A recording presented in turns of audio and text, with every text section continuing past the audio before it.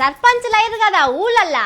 ఇక ఎంపీటీసీలు జెడ్పీటీసీలు అయిదామని ఆశపడుతున్నోళ్ళు పైసలు జమ చేసుకుంటారు కావచ్చు. సరేతి సర్పంచ్లో ఓడినాం, గా సింపతితోని ఎంపీటీసీగా గెలుస్తారని ఆశపడుతున్నోళ్ళు కూడా ఉంటారు.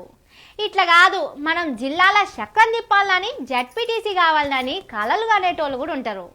హలో ఎక్స్క్యూజ్ మీ, కలలు కనేటోళ్ళ కలలు కలలే అవుతాయని ఎరకనే కదా.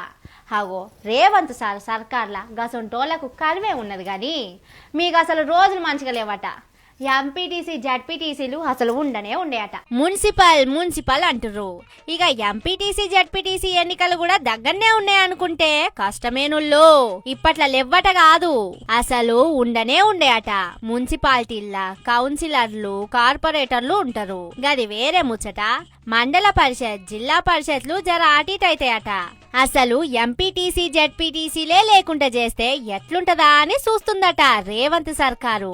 మొన్న సర్పంచ్ ఎన్నికలనంటే పార్టీ గుర్తులుండే కాబట్టి అన్ని గెలిచినాం గిన్ని గెలిచినామని చెప్పుకుర్రు. అయినా సగం సీట్లే కదా వచ్చినాయి.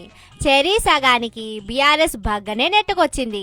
ఎంపీటీసీ జెడ్పీటీసీ అంటే పార్టీ గుర్తు మీద జరుగుతాయి. అందులో తేడా కొట్టిందంటే సర్కార్కు కష్టకాలమే ఉంటది. ఈ తాప ఎన్నికల్లో బీఆర్ఎస్ గెలిచినట్టే అని అందరూ ఫిక్స్ అయిపోతారు. అందుకే ఎంపీటీసీ జెడ్పీటీసీ ఎన్నికలు కాకుండా ఆయన ఇమేజీ డ్యామేజీ కాకుండా ఉండాలంటే ఎన్నికలు ఉండొద్దు.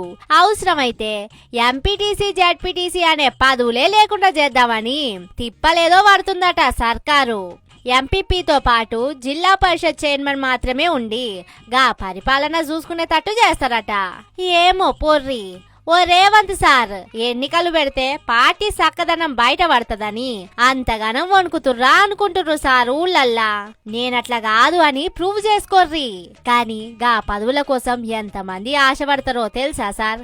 ఏంది సార్ గిసొంటి ఆలోచనలు చేస్తురట.